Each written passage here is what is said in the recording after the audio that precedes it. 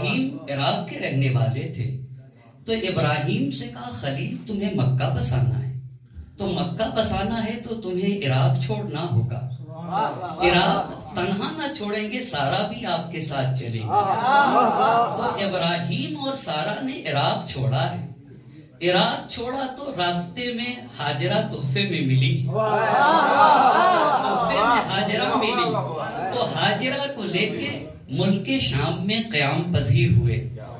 قیام پذیر ہوئے تو سارا سے اولاد نہ ہوئی، تو اللہ نے ہاجرہ سے اسماعیل عطا فرمایا۔ جب اسماعیل زمین کے اوپر آئے شام میں تو سارا کو تکلیف ہوئی، سارا کی تکلیف سے ابراہیم کو تکلیف ہوئی، تو آواز قدرت آئی کہ ابراہیم تمہیں سارا کی تکلیف اگر گوارا نہیں تو تم اسماعیل اور ہاجرہ کو لے کے چلے جاؤ۔ یہ ابراہیم ہاجرہ کو لے کے نہیں آ رہے تھے، بہت توجہ کریے گا، ہاجرہ اور اسماعیل کو لے کے نہیں آ رہے تھے۔ حقیقت میں اہل بیت کو جب زمین پہ آنا ہوا تو یہ قدرت نے اہتمام کیا کہ مکہ بسانا ہوگا، مکے کو آباد کرنے کے لیے ابراہیم کو عراق سے شام جانا ہوگا، ہاجرہ تحفے میں ملے گی، سارا سے ولادت نہ ہوگی تو ہاجرہ سے شادی ہوگی، پھر ہاجرہ سے اسماعیل آئیں گے، ہاجرہ اور اسماعیل کو ابراہیم لے کے چلیں گے۔ اچھا لے کے چلے تو بسایا ایک بے آب و بے گیاہ بستی پہ،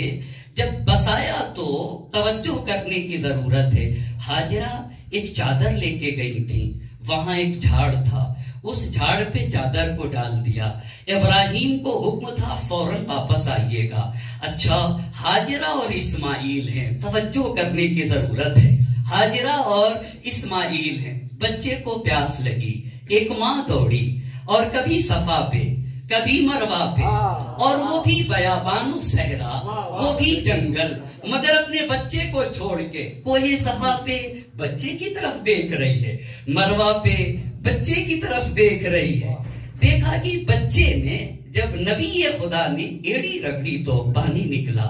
پرندے وہیں پہ ہوتے ہیں جہاں پانی ہوا کرتا ہے، وہاں سے ایک قافلے کا گزر ہو رہا تھا جس قافلے کو جرہم کہا جاتا ہے۔ قبیلے جرہم نے دیکھا کہ آسمان میں پرندے نظر آ رہے، کہاں یہاں پانی ضرور ہوگا، جب وہاں انہیں جگہ کی تلاش تھی، انہیں بسنا تھا،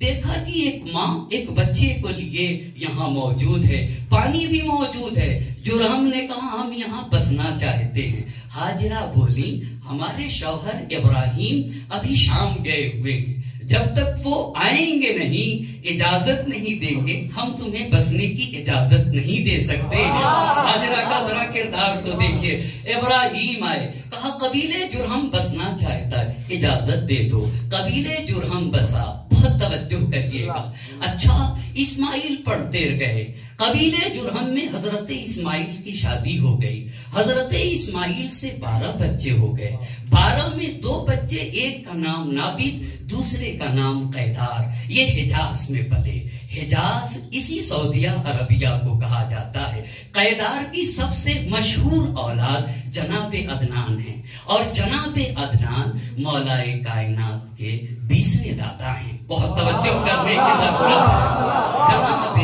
عدنان مولائے کائنات کے 20ویں دادا ہیں، بہت توجہ کریے گا۔ شادی ہوئی، اسماعیل بڑھتے گئے، نبی خدا سے کعبہ بنوانا ہے، ابراہیم اور اسماعیل تمہیں کعبہ بنانا ہوگا، تو عدنان 20ویں دادا ہے نا، کیسے 20ویں دادا ہیں؟ ابو طالب کے باپ کو عبد المطلب کہا جاتا ہے، ابو طالب ابن عبد المطلب ابن ہاشم بن عبد مناف بن قصی بن کلاب بن مرہ بن کعب بن لؤی بن غالب بن فہر بن مالک بن نصر بن کنانہ بن خزیمہ بن مدرکہ بن الیاس بن مزر بن نزار بن معد بن عدنان، معد بن عدنان، اور یہیں سے نبی پاک کی یہ حدیث ہے کہ جب ہمارا نسب یہاں تک پہنچے تو تم آگے نہ بڑھانا۔ اور عدنان قیدار کی مشہور اولاد، قیدار اولاد حضرت اسماعیل ہیں۔ اب تب توجہ کریے گا، یہ تو ہوا میرے مولا کا نسب، لیکن ابراہیم اور اسماعیل کو جب کعبہ بنانا ہوا تو کعبے کے بعد متولی کا بھی مسئلہ آئے گا، کعبے کو دیکھے گا کون؟ تو نابید کے بعد قبیلہ جرہم متولی بن گیا۔ اچھا، اولاد اسماعیل سے کعبے کی متولی ہٹ گئی۔ ہاں، آپ غور تو کریں بھائی، نابید کے بعد اولاد نابید کو بننا چاہیے تھا نا، پر قبیلہ جرہم کے بعد قبیلہ بنی خزاعہ، قبیلہ بنی خزاعہ کے بعد جناب قصی نے کہا کہ کعبہ ہمارا حق ہے، بہت توجہ کرنے کی ضرورت ہے، کعبہ کے دیکھ ریکھ ہمیں کرنا ہوگا۔ تو قصی نے اولاد اسماعیل کو جمع کیا، تو پہلے نابید کے بعد جرہم کے بعد قبیلہ بنی خزاعہ، قبیلہ بنی خزاعہ کے بعد قصی متولی ہوئے، قصی کے بعد عبد مناف کے بعد جناب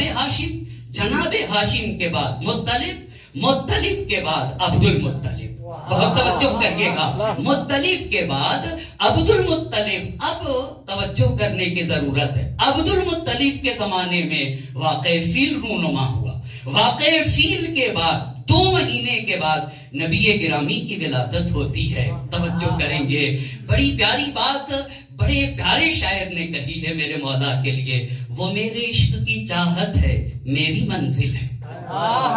وہ میرے عشق کی چاہت ہے میری منزل ہے، دھڑک رہا ہے میرا دل